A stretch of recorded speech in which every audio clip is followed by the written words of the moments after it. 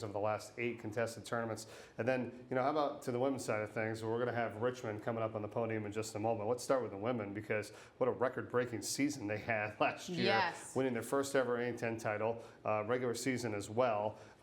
It's impressive, both sides. Let's start with the women. Yeah, starting with the women, hands down, one of the best basketball teams I watched play last season was Richmond women's basketball. In terms of them sharing the ball, the high-level shooting, the defensiveness, and being all on one accord. You can talk so many different players on this team. I'll start with Addie Budnick. She was the Defensive Player of the Year last year. She's all-conference preseason first team, plus all-defensive team, as she should be. But the most outstanding player in the A10 championship, when your 5 player can also be your best 3-point shooter, it just is a mismatched nightmare for anyone else that is trying to guard them. They went into deep rotation, key role players. They did lose their key point guard in Grace Townsend. She did transfer to North Carolina, so they'll have to fill that void. But that 3-point percentage is what they were known for. Lethal from 3-point shooting, and Coach Aaron Roussel told me that he thinks they'll get better. Wow. Wow would be correct. Yeah, exactly.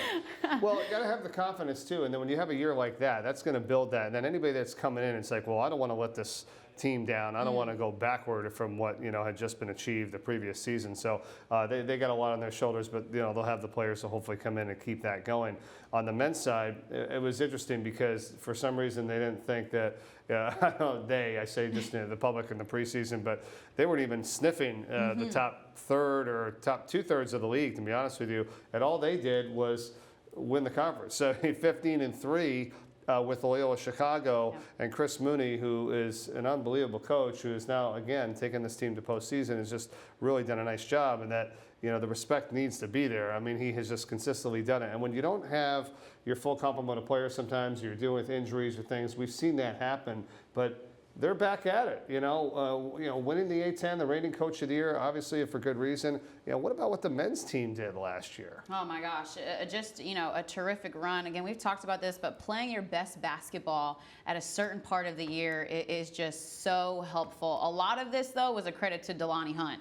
Man, the lone returning starter from last year's season, the lone returning starter. So he'll be the team's leader on and off the court under Chris Mooney. He had career highs in 3-point field goal percentage and field goal percentage last year. So he literally just got better as the season went on. Well, and you see it, in terms of like what to watch for here in the fast-paced offensive system. But it's a system, and that's what it is. Like there's an identity to it. You know what I mean? When you watch Richmond play over the years, the type of player that Chris Mooney recruits here and has, you could see them fitting in with this program, and he kind of does it year after year. And I don't think he's pretty judicial in terms of who he's going to have represent the Richmond Spiders. And year after year, it just continues to show what they can bring in and players that do hold true that Richmond name across the jerseys. They're picked 7th. I wouldn't be surprised if they move their way up again this year because, again, we don't know. We don't know how all these players are going to mesh together, but I think he's done a nice job of reloading a little bit from what he certainly lost from last year. Yeah, I mean, what we know about Mooney systems, right, is that normally they're in the top in fewest turnovers per game, assist to turnover ratio, field goal percentage, right? So they take very good shots, they make shots, and they don't turn the ball over. And then defensively, aggressive. Man-to-man switching. They have been in the top 25 in scoring defense and field goal percentage. That was them last season. So they can carry over that system of playing defense. You can win championships as long as you can play defense on the road. But I think, like you said, and like we talked about, Chris Mooney has the recipe in order for them to win. What will be the challenge for him this year is having the most newcomers he's ever had. 9 newcomers this season, the most that Chris Mooney has had in his 20 seasons. 6 transfers and then 3 freshmen. And that arena, too, and the fan support has been outstanding. Oh I my mean, gosh. you talk about, we're always here, that city series of like Richmond, VCU, you know what I mean? We know what they've got, but we also know what Richmond has. Like, it's very comparable now. I mean, it is a battle, no matter where you're at. I mean, credit both fan bases in that city. I love going down there no matter what team I'm doing, like when you have either the Spiders or the Rams. That's how I felt in the A10 tournament, right? Like being in Henrico, Virginia, and Richmond was playing, it was a home game. Yeah. They were packed house full of Spiders. All right, let's hear from them right now. I think Chris Mooney is on the podium. Here he is. Team heads into the start of the season. Sure, thanks very much. Happy to be here. Very happy to have the tournament back in Washington, D.C. Our team is looking forward to continuing practice and get started in about a month or so.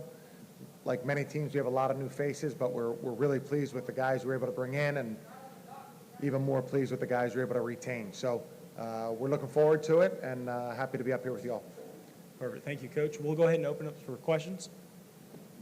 Chris, I know when we talked over the summer, you were really optimistic about both the backcourt guys you had coming back and the backcourt guys you had coming in. How has that group kind of started to come together here in the early days of practice? Yeah, they've been very good. You know, obviously Delani is someone who has, you know, in his second year with us, the leader of our team both last year and this year. So that makes things much easier on everyone else. Mikkel Tyne, who played a fair amount as a freshman last year and had a good freshman season.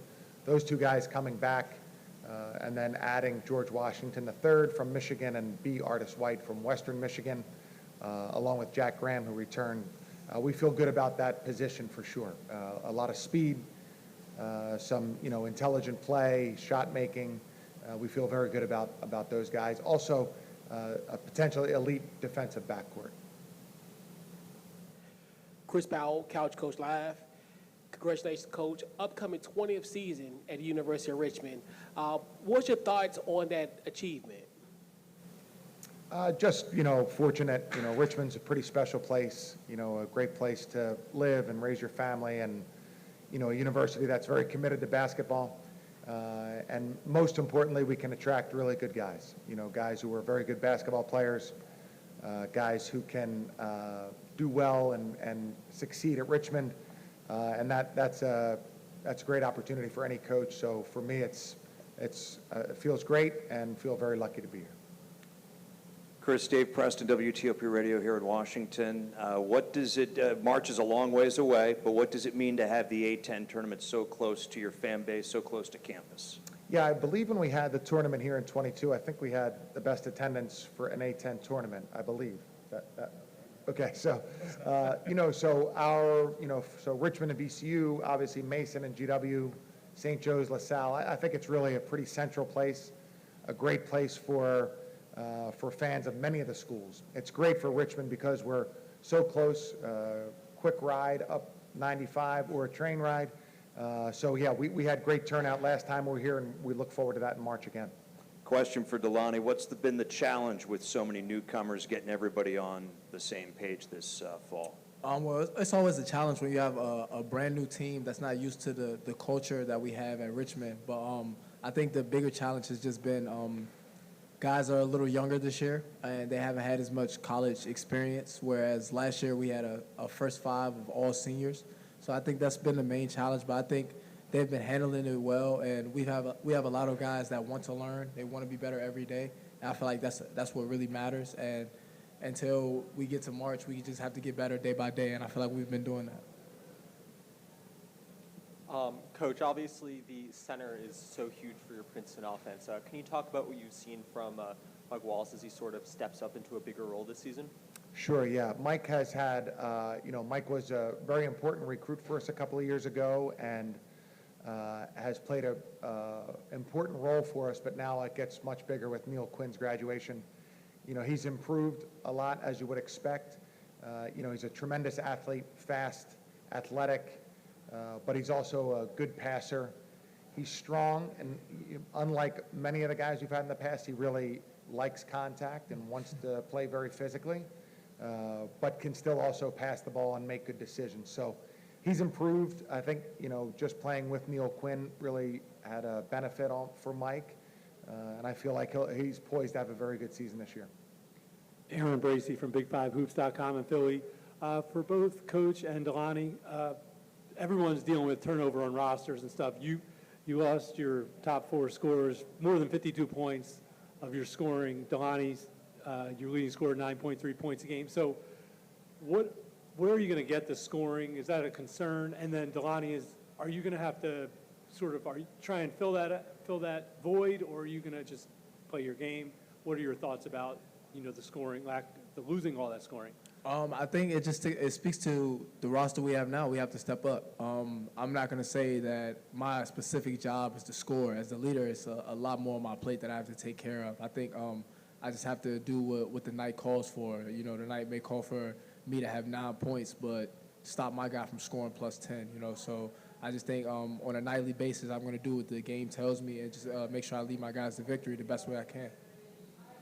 Yeah, I would say, one, as you said, it's so common now in college basketball.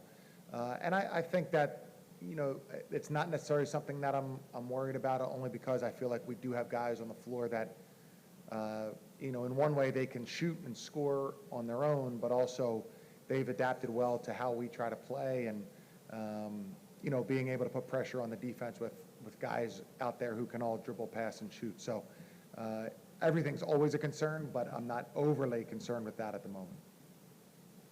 Delani, I know Coach just mentioned a few moments ago the importance of the backcourt defense. Do you feel like you guys can be collectively one of the best backcourt defending groups in the conference? Yes, I honestly do believe that.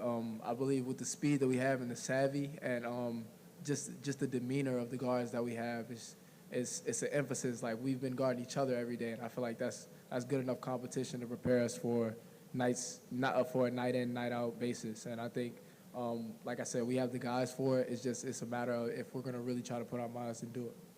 And Chris, you mentioned Walls a little bit earlier, but the front court additions via transfer, whether that's Neskovich or Beagle or even Rumaglu from UConn, how is that group, you think, kind of coming together at this point? And do you feel like that isn't as much of a concern as maybe you would think it would be with a guy like Neal having graduated?